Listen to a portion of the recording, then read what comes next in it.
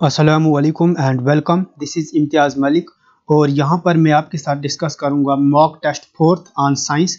This test is specially made for FAA and Jammu and Kashmir police sub inspector. इससे पहले भी मैंने कुछ टेस्ट अपलोड कर रखे हैं which include stats, economic, science के भी है और कंप्यूटर के भी। आप चाहो तो वो भी देख सकते हो। इस टेस्ट में जो मैं क्वेश्चंस डिस्कस करूंगा, अगर आप चाहते हो कि उसकी PDF भी आपको मिले और जो मैं एक्स्ट्रा पॉइंट लिखूंगा वो PDF की फॉर्म में मिल जाए, तो आप मेरे टेलीग्राम चैनल को ज्वाइन कर सकते हो। टेलीग्राम चैनल भी इम्तियाज़ मलिक के नाम से ही है। जो लोगो इस YouTube चैनल पे है वही लोगो उसका भी है। उसका डिस्क्रिप्शन बॉक्स में आपको टेलीग्राम चैनल का लिंक भी मिल जाएगा। तो इस मॉक टेस्ट में हम पूरा का पूरा सिलेबस जो FAA का है उसके क्वेश्चंस नहीं डिस्कस करेंगे, बल्कि एक स्पेसिफिक टॉपिक्स पे हम क्वेश्चंस करेंगे। क्वेश्चंस 10 ही होंगे और वो क्वेश्चंस किस टॉपिक पे होंगे? डिस्टेंस, डिस्प्लेसमेंट, स्पीड, वेलोसिटी और एक्सेलरेशन। जो फर्स्ट लाइन है हमारे FAA की सिलेबस की, वो हम डिस्कस करेंगे। तो चलिए शुरू करते हैं। Question number 1, the area of velocity time graph gives, और ऑप्शन है आपके पास डिस्प्लेसमेंट, एक्सेलरेशन, स्पीड और मोमेंटम। देखो, जो वेलोसिटी टाइम ग्राफ है, हम एक ग्राफ बनाते हैं और ये मैंने एक ग्राफ बनाया। इसके एक्स एक्सिस में लेता हूं मैं टाइम और वाई एक्सिस में मैंने लिया वेलोसिटी। सपोज ग्राफ कुछ ऐसे है, ठीक है ना। अब यहां तक जो ये ग्राफ आया, इसका एरिया क्या रिप्रेजेंट करेगा? यहाँ क्या प्रश्न है, इसका एरिया क्या रिप्रेजेंट करेगा? इसका एरिया मतलब ये जो एरिया आया इस ग्राफ के अंदर, आपको पता है इस साइड यहां से लेकर ये 0 मानो आप, यहां से लेकर यहां तक ये आपका क्या आया? टाइम आया। और यहां से लेकर यहां तक ये क्या आया? आपका वेलोसिटी आया। एरिया निकालने का फार्मूला क्या होता है? एरिया बराबर होता है लेंथ इंटू ब्रेड्थ। और यहां पर देखो, अगर आप इसको लेंथ मानते हो यहां से लेकर यहां तक, तो ये आपका आया टी आया आपका लेंथ, ब्रेड्थ यहां से लेकर यहां तक आई है ये आपकी वेलोसिटी। ठीक, अब आपने टी को ऐसे ही लिखा और वेलोसिटी की जगह आपने क्या लिखा? वेलोसिटी की जगह आप लिख सकते हो डिस्प्लेसमेंट अपॉन टाइम। अब देखो, क्योंकि वेलोसिटी डिस्प्लेसमेंट अपॉन टाइम के बराबर, अब इस टाइम ने इस टाइम को काट दिया तो आपके पास क्या आया? आपके पास एस आया। S mean displacement. तो यहाँ पर एरिया किसके बराबर आया? डिस्प्लेसमेंट के बराबर आया। तो वेलोसिटी टाइम ग्राफ का एरिया क्या रिप्रेजेंट करता है? डिस्प्लेसमेंट। ऑप्शन 1 इसका सही आंसर है। Question number 2, the area of acceleration time graph gives. Same वही क्वेश्चन है, बट यहाँ पर एक साइड एक्सेलरेशन लेना है और दूसरी साइड टाइम लेना है। तो यहाँ पर मैं ये ग्राफ बनाता हूँ।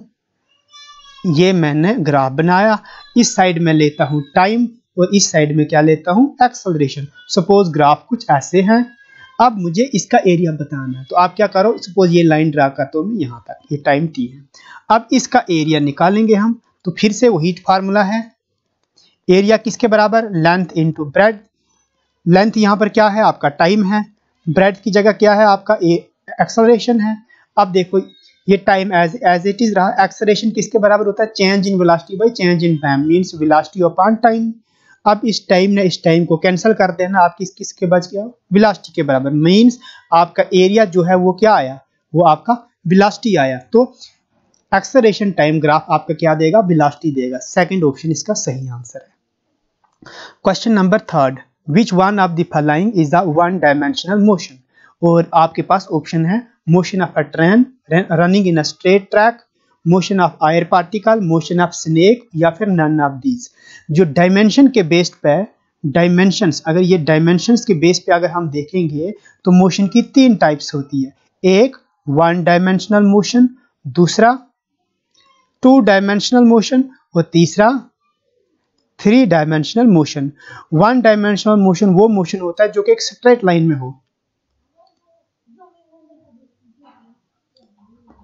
स्ट्रेट लाइन वाला मोशन क्या कहलाता है?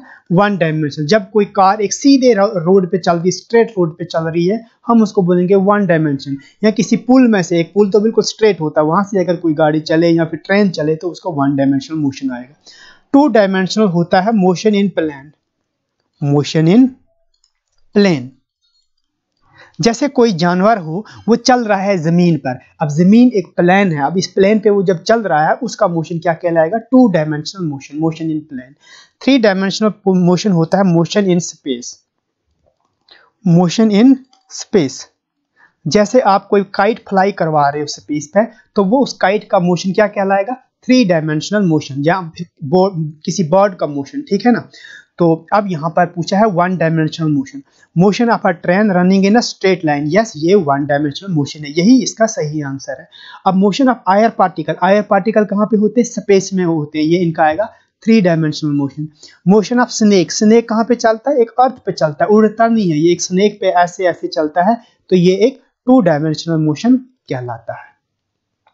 Question number 4, what does the graph indicate about the motion of an object? ये ग्राफ दिया हुआ है, ये इस मोशन के बारे में क्या बोलता है? तो यहां पर आपके सामने ये कैसे करोगे इसको? ऑप्शन क्या है? Object is moving in negative direction with positive acceleration. Option second, object is moving in negative direction with negative acceleration. Third option है object is moving in positive direction with negative acceleration. और fourth option है object is moving in positive direction with positive acceleration. देखो इसको कैसे करना है, एक तो डायरेक्शन देखना है, दूसरा एक्सेलरेशन देखना है। अगर आप डायरेक्शन की बात करो, एक तो आपको डायरेक्शन का कंसेप्ट होना चाहिए और दूसरा एक्सेलरेशन का कंसेप्ट होना चाहिए। डायरेक्शन कब पॉजिटिव होती? ये जो वेलोसिटी है इस ग्राफ में, ये जो वेलोसिटी है, अगर मैं यहां पे बताता हूं दूसरी, ये वेलोसिटी है, ये इस साइड टाइम है, इस साइड वेलोसिटी। जब तक ये ग्राफ इस टाइम से ऊपर रहेगा, मतलब इस हॉरिजॉन्टल लाइन से ऊपर रहेगा, तब तक मोशन आपका क्या कहलाएगा? पॉजिटिव कहलाएगा, ठीक है ना। और जब ये नीचे को आएगा, ये वेलोसिटी नीचे को जाएगी, मतलब माइनस में आ जाएगी वेलोसिटी, मतलब जब तक आपकी वेलोसिटी क्या है? पॉजिटिव है, आपका मोशन भी क्या कहलाएगा? पॉजिटिव कहलाएगा। और जब आपकी वेलोसिटी नेगेटिव होगी, आपके मोशन की डायरेक्शन भी तब क्या होगी? नेगेटिव होगी। Simple case. अब वेलोसिटी जब तक ऊपर है, इस टाइम के लाइन से ऊपर है, आपकी वेलोसिटी पॉजिटिव होगी और वो मोशन भी क्या रहेगा? पॉजिटिव रहेगा। और जब इस टाइम ग्राफ के वो नीचे आएगा, आपकी वेलोसिटी नेगेटिव हो जाएगी, आपका मोशन का डायरेक्शन भी क्या हो जाएगा? नेगेटिव। अब एक्सेलरेशन कब पॉजिटिव होगी और एक्सेलरेशन कब नेगेटिव होगी? देखो, एक्सेलरेशन क्या होता है? वेलोसिटी का चेंज होना, वेलोसिटी का बढ़ना टाइम के साथ या फिर वेलोसिटी का घटना टाइम के साथ। अगर आपकी वेलोसिटी बढ़ रही है टाइम के साथ साथ, आप बोलोगे आपकी एक्सेलरेशन जो है वो क्या है? पॉजिटिव है।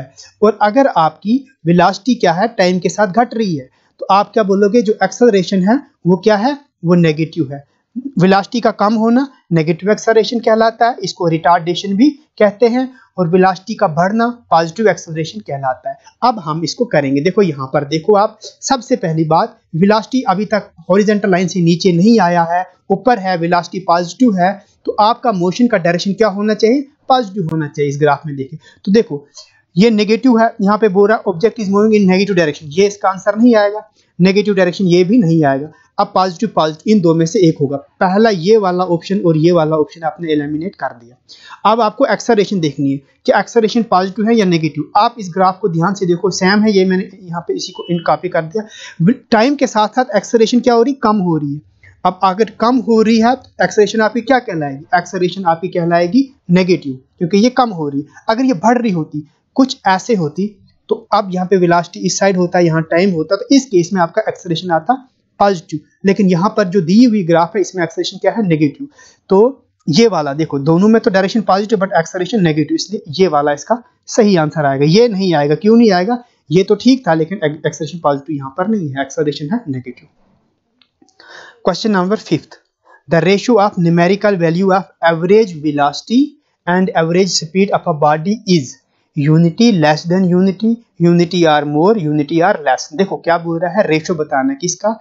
वेलोसिटी का, एवरेज वेलोसिटी डिवाइड बाय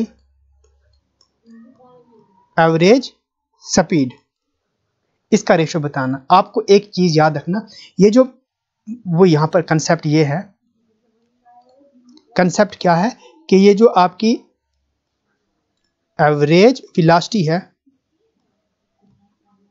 ये या तो एवरेज स्पीड से कम होती है या उसके बराबर होती है। ये always less than or equal to average speed. या इसको शॉर्टकट में लिखूंगा तो वेलोसिटी इज लेस देन और इक्वल टू स्पीड। ये देखो इसके ऊपर मैंने वेक्टर लगाया है, तो वेलोसिटी वेक्टर क्वांटिटी होती है, डायरेक्शन नहीं होती इसमें, स्पीड में डायरेक्शन नहीं होती। तो वेलोसिटी या तो स्पीड के बराबर होगी या फिर स्पीड से कम होगी। अब इनका रेशियो अगर बताएंगे, यहाँ पर रखा हमने वेलोसिटी, यहाँ पर रखा हमने, यहाँ पर रखा वेलोसिटी, यहाँ पर रखा हमने स्पीड, ये वी आई खाली स्पीड। अब देखो सपोज इसके दो केस बनेंगे। केस 1 जब ये इक्वल होंगे, मतलब जब ये वेलोसिटी और स्पीड बराबर होंगे, सपोज ये भी 100 है और ये भी 100 है, तो वैल्यू तब आ जाएगी 1, तब आ जाएगी यूनिटी। और दूसरा केस ऐसा होगा कि वेलोसिटी क्या होगी, उससे स्पीड से कम होगी। सपोज वेलोसिटी मैंने रखा 90 और नीचे आया स्पीड 100, ये इसको काट देगा और ये वैल्यू आ जाएगी इस समय लेस देन 1। तो क्या हो जाएगी, ये जो रेशियो है average velocity by average speed, ये होगा या यूनिटी, 1 मींस यूनिटी, या फिर लेस देन यूनिटी। ये वाला सही आंसर आएगा और ये इसका सही आंसर है, unity or less. Question number 6, the equation of motion v equals to u plus at u represent। देखो मैं इस ऑब्जेक्टिव को लिखने के लिए सिर्फ u रिप्रेजेंट करने के लिए मैंने नहीं बताया, मैंने ये इक्वेशन इसलिए लाई है ताकि इक्वेशन ऑफ मोशन पे जो क्वेश्चन बनते हैं ना वो मैं आपको क्लियर करा दूं। यहाँ पे तो सिंपल है, यहाँ पे जो ये v होती है ये आपकी होती है फाइनल वेलोसिटी, ठीक। आपका u जो है ये क्या होता है, इनिशियल वेलोसिटी, और आपका जो a है ये आपको पता है क्या होता है, एक्सेलरेशन। और जहां पर ये जो t है ये क्या होता है, टाइम होता है। u पूछा है तो u तो हमारी क्या होती है, इनिशियल वेलोसिटी होती है, ये होती है। बट इक्वेशन ऑफ मोशन के लिए इंपॉर्टेंट कंसेप्ट है, सीख लेना। इक्वेशंस ऑफ मोशन,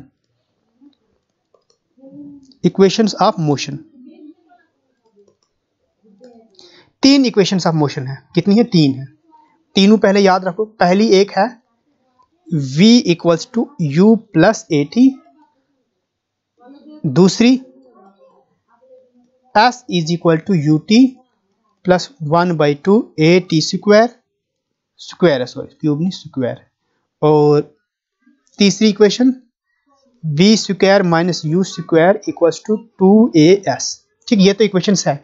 ये वैलिड सिर्फ एक कंडीशन में होती या फिर एप्लीकेबल होती जब दो चीजें ये फॉलो करे। नंबर एक, ये बहुत इंपॉर्टेंट चीज है, मोशन जो आपका मोशन है ना उसमें जो एक्सेलरेशन क्या होनी चाहिए, यूनिफॉर्म। सिर्फ और सिर्फ यूनिफॉर्म एक्सेलरेशन में ये इक्वेशंस ऑफ मोशन क्या होती है, वैलिड होती है। दूसरी, motion in a straight line, मतलब वन डायमेंशनल मोशन। ये दो कंडीशंस जब होंगी तभी ये इक्वेशंस ऑफ मोशन वैलिड होती, एप्लीकेबल होती। अदरवाइज ये इक्वेशंस ऑफ मोशंस वैलिड नहीं होती। तो दो कंडीशंस क्या है, एक्सेलरेशन आपका यूनिफॉर्म होना चाहिए और मोशन जो हो वो क्या होना चाहिए, स्ट्रेट लाइन होना चाहिए, वन डायमेंशनल मोशन होना चाहिए। Question number 7, the slope of tangent drawn on a position time graph at any instant is equal to the instantaneous, option है वेलोसिटी, एक्सेलरेशन, फोर्स और मोमेंटम। आप ग्राफ बनाओ। देखो ये जो टॉपिक है ना, ये ग्राफ्स इसमें काफी इंपॉर्टेंस रखते हैं, इसलिए मैं आपको ग्राफ करवा रहा हूँ यहाँ पे। किसकी ग्राफ बताना, स्लोप बताना, टेंजेंट और पोजीशन टाइम ग्राफ। पोजीशन मतलब इस साइड आपका डिस्प्लेसमेंट रहेगा और इस साइड आपका रहेगा टाइम। और ये ग्राफ कुछ सपोज मैंने बोला टाइम के साथ साथ डिस्प्लेसमेंट बढ़ रहा है, कुछ ऐसे है सपोज। इसका जो आपको क्या निकालना है, इसका टेंजेंट निकालना है। टेंजेंट निकालने के लिए क्या, सपोज यहां से लेकर यहां तक मैं टेंजेंट निकालता हूं, तो मैं क्या करता हूं, ये लाइन यहां से ऐसे ड्रा करूंगा, ये यहां ऐसे ड्रा करूंगा। ये टेंजेंट तो ऐसे आता है ना, ये होता है टेंजेंट। अब इसका टेंजेंट कैसे निकालेगा, ये जो यहां से ये चीज है, ये वाई एक्सिस में, इस साइड ये क्या है, पोजिशन डिस्प्लेसमेंट रिप्रेजेंट करता है, और इस साइड क्या है, इसका ये टाइम है। आप इस वाले को, वर्टिकल वाले को हॉरिजॉन्टल में डिवाइड करते हैं। वर्टिकल का क्या हमारा डिस्प्लेसमेंट, हॉरिजॉन्टल क्या है, टाइम। तो change in displacement by change in time आपका क्या होता है, वेलोसिटी होता है। तो इसका स्लोप क्या रिप्रेजेंट करेगा, इसका इंस्टेंटेनियस वेलोसिटी बताएगा आपका। Question number 8, a particle moves 2 metre east, then 4 metre north, then 5 metre west, the distance covered by the particle is. क्या बोलता है, ये सपोज एक स्टार्टिंग पॉइंट था, पार्टिकल 2 मीटर ईस्ट को गया, फिर 4 मीटर नॉर्थ को गया, फिर 5 मीटर वेस्ट को गया। 5 मीटर वेस्ट को गया। आप बताओ कि डिस्टेंस कितना हुआ। देखो डिस्टेंस में डायरेक्शन का कोई मतलब ही नहीं रहता, डिस्टेंस से स्केलर क्वांटिटी, डिस्टेंस हमेशा इक्वल होता है। ये सब ऐड करो, पहले 2 metre plus 4 metre plus 5 metre, simply इनको ऐड कर रहा हूं, जहां मर्जी वो जाएं, उससे कोई फर्क नहीं पड़ता। 4 2 6 और 1 5, 6 5 कितना होता है 11 मीटर आ जाएगा इसका क्या डिस्टेंस। ठीक है ना, क्योंकि डायरेक्शन पे डिस्टेंस एक स्केलर क्वांटिटी है, ये डायरेक्शन पे ध्यान नहीं देता। अब अगर डिस्प्लेसमेंट पूछा होता तो फिर केस अलग था। तो डिस्प्लेसमेंट के लिए भी मैंने क्वेश्चन लाया, ये क्वेश्चन नंबर 9 है। A particle moves 6 metre east, then 3 metre north, then 2 metre west, the displacement covered by the particle is. अब डिस्प्लेसमेंट पूछा है ना, अब डायरेक्शन का काफी रोल रहेगा। देखो ये स्टार्टिंग पॉइंट मान लो आप, पहले वो 6 मीटर को गया कहाँ को, ईस्ट को, फिर 3 मीटर नॉर्थ, ये 3 मीटर हमने नॉर्थ लिया, फिर 2 मीटर वेस्ट, 2 मीटर वेस्ट ये आया, 2 मीटर वेस्ट। अब पूछा है डिस्प्लेसमेंट। देखो डिस्प्लेसमेंट पता क्या होता है, डिस्प्लेसमेंट ये आप इसकी थी इनिशियल पोजीशन और ये है इसकी final position, P for position, sorry.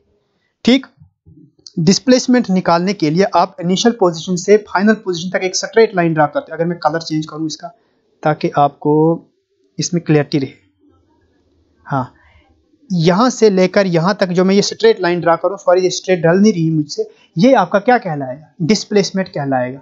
अब ये डिस्प्लेसमेंट में कैसे निकालूंगा, देखो आपको पता है टोटल यहां से लेकर यहां तक कितना है 6 है, यहां से ऊपर 3 है। डिस्प्लेसमेंट ये वाली साइड निकालनी है, आप क्या करो एक लाइन यहां से सीधे ये ड्रा करो, ये वाली ड्रा है, और दूसरी ये वाली। अगर हमें ये वाली और ये वाली मालूम होगी, हम ये वाली निकालेंगे किससे, पाइथागोरस थ्योरम से। देखो अगर ये 3 है, इसके पैरेलल ये है, तो ये वाली हाइट भी 3 मीटर होगी। टोटल ये 6 थी, टोटल देखो यहां से लेकर यहां तक टोटल कितना था 6 था, 2 ये है, इसका मतलब यहां से लेकर यहां तक 2 मीटर होगा, इसका मतलब टोटल 6 था तो 2 ये आया, तो इसका मतलब ये 4 मीटर होगा। समझा रही मेरी बात, यहां से लेकर यहां तक 4 मीटर होगा। अब पाइथागोरस थ्योरम क्या बोलती है कि ये यहां से लेकर यहां तक, मतलब ये मैं OP, ये मैं मानता हूं O, यहां पर मानूंगा मैं P और यहां पे मानता हूं मैं Q, तो OP हमारा डिस्प्लेसमेंट आएगा। तो OP बराबर किसके होता है, OP का मैग्नीट्यूड बराबर होता है किसके, अंडर रूट ऑफ ये O से लेकर Q तक का स्क्वायर प्लस Q से लेकर P तक का स्क्वायर।